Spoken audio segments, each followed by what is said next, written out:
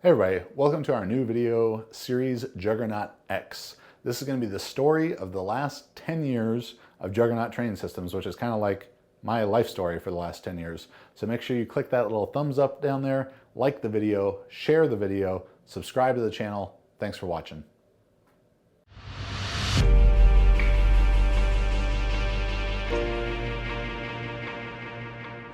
So finished 2015, making that big PR total at Pro Raw 7, but suffering a bit of a hamstring injury, a hamstring hurt, and feeling like I'd left a lot on the table or a lot on the platform as a lifter there. I made 2 squats, but had as close of an attempt as possible with 450 kilos, 992 pounds, where I did all the hard part of it. I stood up about 7/8 of the way, and right before the top sort of lost my balance and took a step back.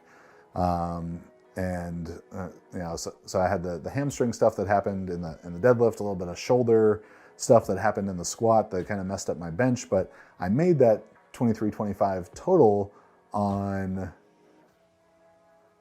a 5 for 8 day.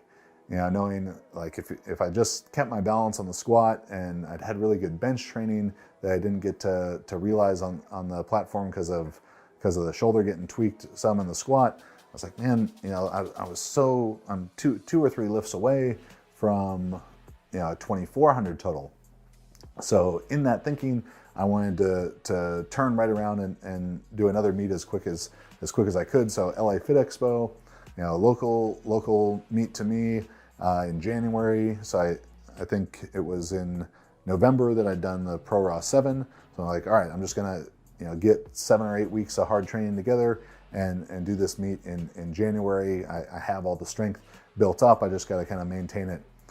And you know, this is one of the great regrets or mistakes of my own powerlifting career was I went through this similar, you know, cycle pattern a couple times, that I had a very good but almost great performance and then tried to turn around, do another meet again quick, and maybe the first 2 or 3 weeks of training for that felt good and strong.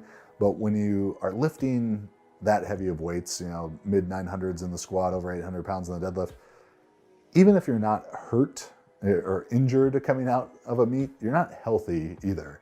And that's really what the problem I ran into there. So even though, you know, I had a good first 2 or 3 weeks of training, trying to make this quick turnaround at LA Fit Expo, stuff was off. You know, the hamstring injury on one side's making my hips shift and all that sort of stuff. And it's 2 or 3 good weeks, and then it started to break down and into 2 or 3, you know, shitty weeks. And I was like, all right, it's not going to happen. I'm not going to do that meet. And I was just frustrated, you know, feeling like, oh, it was so close and I just couldn't quite make it happen. And for me, I ended up sort of just getting disillusioned with training and with powerlifting, and it's like I get to that point, I'm like, oh, fuck it, I don't want to lift anymore. I don't want to compete. So I went through, you know, doing the meet, and then let's say 3 weeks of good training right after, and then 3 weeks of injured, crappy training, and then 3 weeks of like, I hate lifting, I never want to do this again.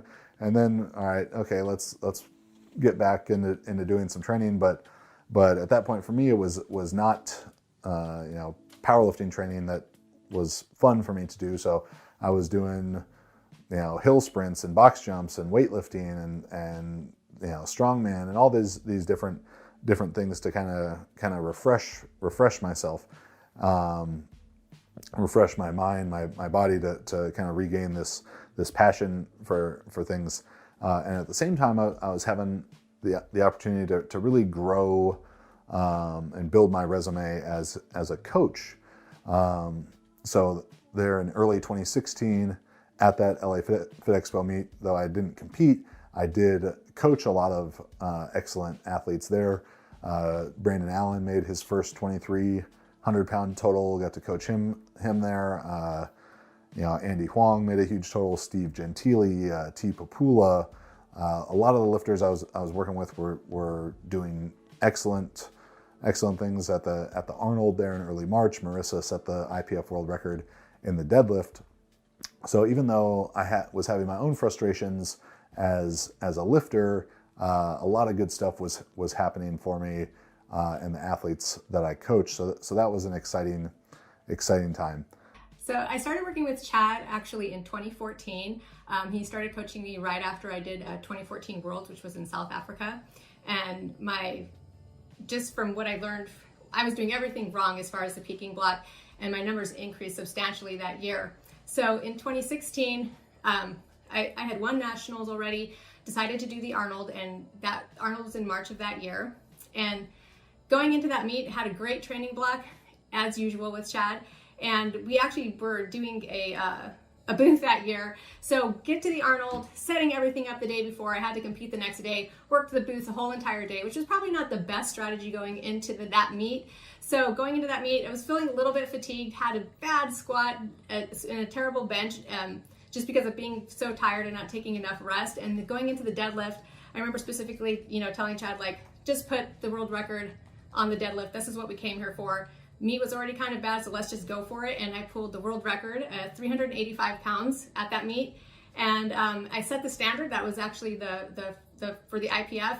Unfortunately, a week later, it got broke by Joy, but nevertheless, we were the first to set that standard at that meet. So that start of the 2016 for that year was definitely a good start for meets for me and working with Chad. And then we also decided that year to do a bunch of USAPL meets at the gym that year. So I don't know if that was a fortunate or unfortunate thing. Definitely learned a lot from that. Learned that we don't want to do that. It was a lot of work, but it was also just a really good experience and a good use of the Juggernaut gym at the time. I had already committed from the last Australia trip to going back to do Pro Raw 8, which is at the Arnold Australia, just a couple weeks after the American Arnold. But with all the, box jumps and snatches and cleans and farmers carries and rowing and not powerlifting I had been doing, I wasn't quite ready to do a powerlifting meet. So I was committed to do a couple seminars there and arrived thinking that I was not going to compete in powerlifting. I didn't bring my belt. I didn't bring a singlet. I didn't bring anything. I told them I wasn't going to do the meet. I was just going to do the seminars. But once I got there, some guilt tripping, some kind of getting caught up in the moment, I did decide to compete, and I did the meet with no knee sleeves, bare knees, no belt, no wrist wraps. As always, walked out the squats and then self handoff bench press. So it was about as raw as possible. It was like a sushi style, powerlifting meet, totally raw, and had a fun time doing that. Actually deadlifted 804. Which was a big PR with no belt, and considering in the previous, that was middle of March, I probably hadn't deadlifted over, I think 300 kilos for a triple was the heaviest I'd done in the previous 10 or 12 weeks. So as the meet was going, I just realized, okay, well, you can get third place, beat my buddy Gwayne Johnston if I make this 804 365 kilo deadlift. So I just sort of put it on there and, closed my eyes and hoped that it would come up. And it did pretty well. So I was a little bit lighter at that meet. It was just like a fun sort of change of pace to be at a meet and it not be this stressful experience. And it did, for me, reignite my passion for powerlifting there and get some momentum going for the rest of the year. So back at home, back at the gym, we're doing a lot of different stuff. Max is now in Southern California with me, and we're making this push to expand Juggernaut's presence in weightlifting. While the previous years we had athletes we referred to as Team Juggernaut, it was really just a sponsorship and helping them financially get to meets and for their hotels and giving them clothes and all that stuff. But now with Max, we could have a real team, so we created an official USAW club. And also around this time, we found out that the Olympic Training Center was going to be shutting down. So there was going to be a lot of homeless athletes who needed a place to train. So that gave us the opportunity to grow, or to kind of make this move to get some of those athletes who are at the OTC now moving to Southern California to train full time with Max. Anthony Pomponio was the first one to make that commitment, and he's from Southern California already. So it was great to have Pomp out here, and he made great progress with Max, and we had a really fun training camp with a ton of athletes from around the country, and that was just a good time. So through 2016, we had a bunch of top lifters there at the gym, and the big thing that kind of came out of that was really developing the weightlifting team in Juggernaut. For me, it was a learning experience to take on lifters at a high caliber and find the right things to do, the right kind of training. Really push my own coaching limits to kind of get the most out of these people. And as time went on, we kind of built up this really solid team. In 2016, we took on Alyssa Ritchie, Kiana Welch. Both went on to break American records, and so we as a club, we grew a lot.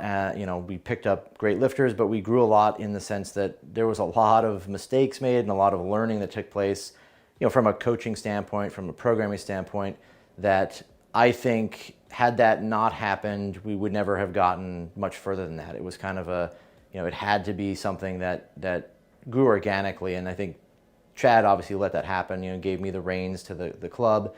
But it was something that really was a special time for me, and I think for a lot of weightlifting, where new people were coming on, good people were coming on, but they were getting, every person that came on was getting a better version of what we had. It was getting better coaching, better programming, and eventually it grew into the 2016 AO finals, where we had a fantastic meet with a ton of champions. 2016 American Open was sort of the coming out party for Team Juggernaut in the weightlifting sense down there in Orlando, where we had several champions, American record.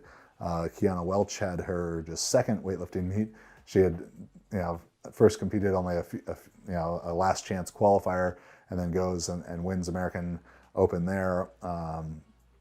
That was one of Alyssa Ritchie's first meets as a full-time weightlifter. So that was just an exciting new endeavor for us. Another new endeavor going in 2016 was trying to get into the supplement business. And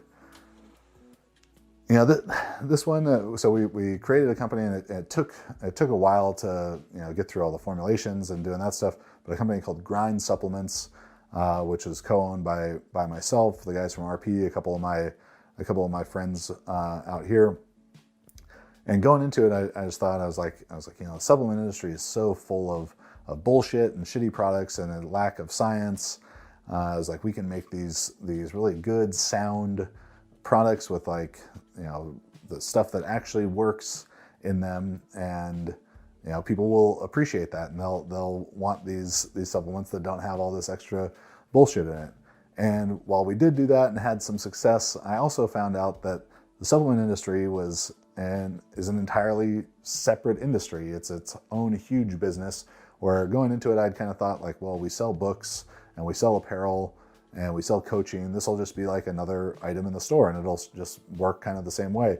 And really overlooked, the inventory, supply chain management stuff, and that it was just something that had to be marketed differently than our books and coaching services were. And the idealistic concept I had of we're gonna sell these no bullshit products, it didn't work, because the supplement industry is an industry full of bullshit, and the people who are largely buying supplements, the biggest consumer base, are not people who are really concerned with a big body of scientific evidence of hey, guess what, there's only a couple supplements that are actually worthwhile, like whey protein, casein protein, carb powders, creatine and caffeine, with working with the guys at RP to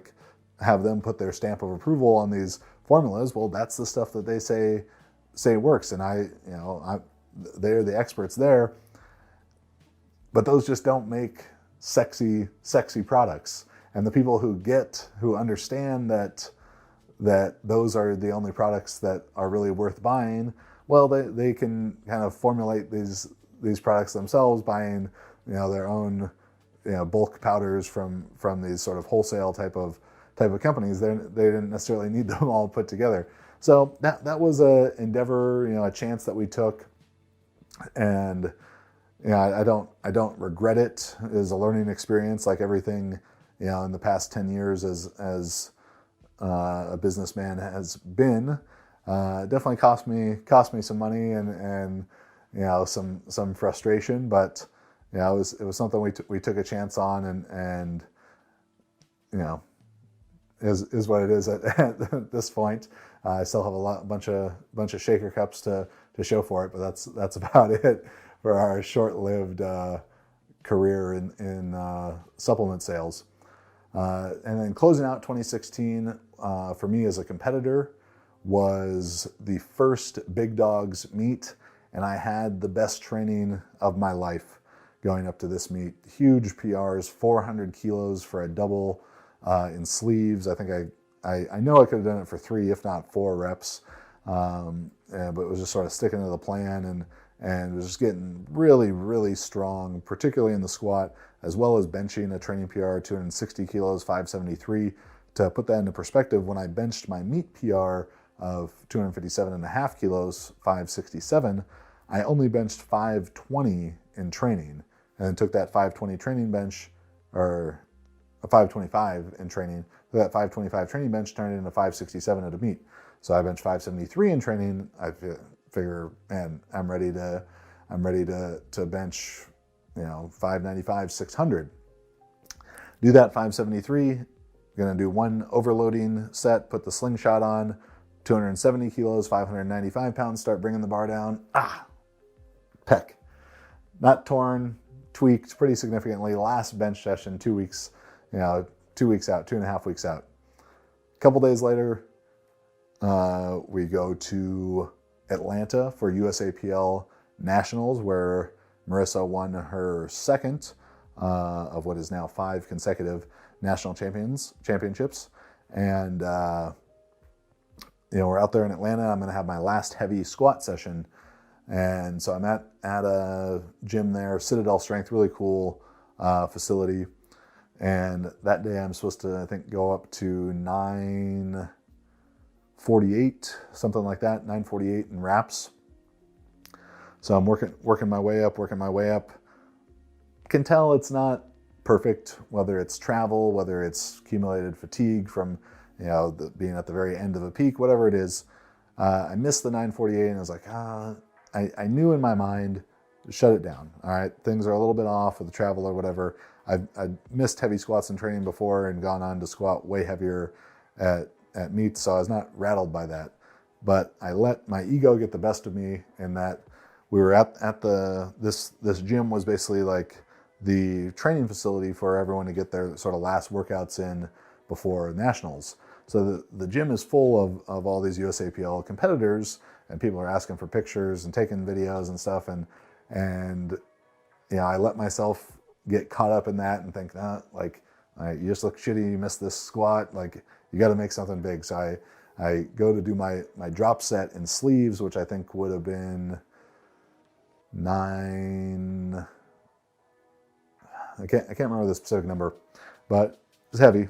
And I'm on the way down, feeling strong, explode out of the hole first 2 or 3 inches, and just feel in my right quad pop, and kind of tore in the muscle belly of the quad. So, fortunately nothing with the tendon, but, spotters saved me, thankful for them.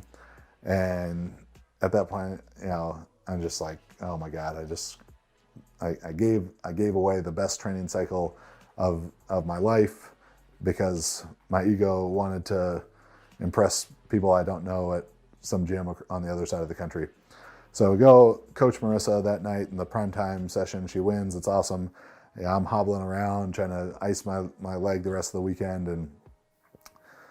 And 10, 11 days later, we fly to Australia for the Big Dogs meet. And, my Dr. Quinn and Dr. Joe had been very helpful in getting my leg healthier and healthier. And I went in feeling pretty good, as good as I could have, I think.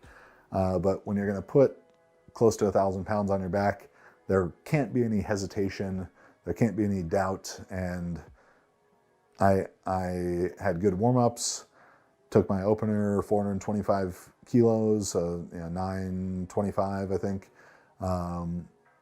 Felt pretty good, and then I jumped up for 445 kilos, 981 for what would have been a PR on the second. Mind you, my when I squatted 970, my best training squat was 915. For this meet, I think I'd squatted 937 in training, and much better than the 915 was the previous year. I'd done these huge squats in sleeves, over 900 pounds in sleeves. I think 915, 926, somewhere in there in sleeves, 400 kilos, 882 for a double. I was like, I'm ready to squat well into the thousands if everything was healthy. And despite everything not being healthy, I still wanted to do that anyways. I think being a good competitor, there's stubbornness that comes along with that, and that can be helpful sometimes, and it can be not helpful sometimes.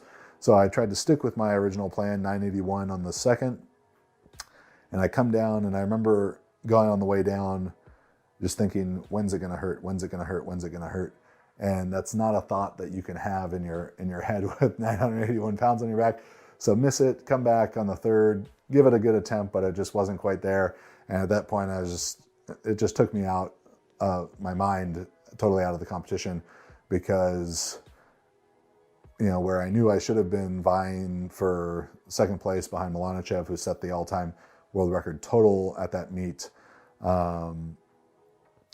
Eric Lillibridge had bombed out in the squat, so I knew, all right, second place is mine for the taking. And then I missed that squat, and it just, it took me out mentally, which it's something I talk to the lifters I coach about, that it's got to be one lift at a time, and when the squat is done, the squat is done. We can't do anything to go back and change that. All you can do is move forward, and make the first bench as good as you can.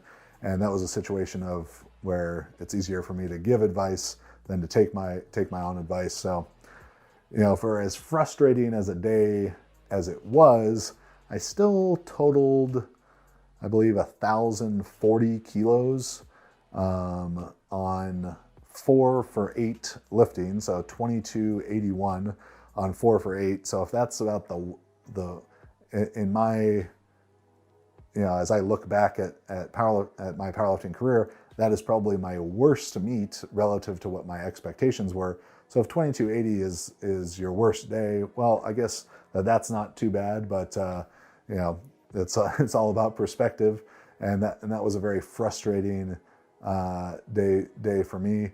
But 2016, much like 2015, much like all of these years, really, it's got ups, it's got downs. It had some great training moments, some great moments as a coach. A lot of growth for us, especially in the weightlifting community. Our lifters doing a lot of great things there. We're beginning the podcast and all that stuff. But it was, for me as a competitor, was a very frustrating way to end the year.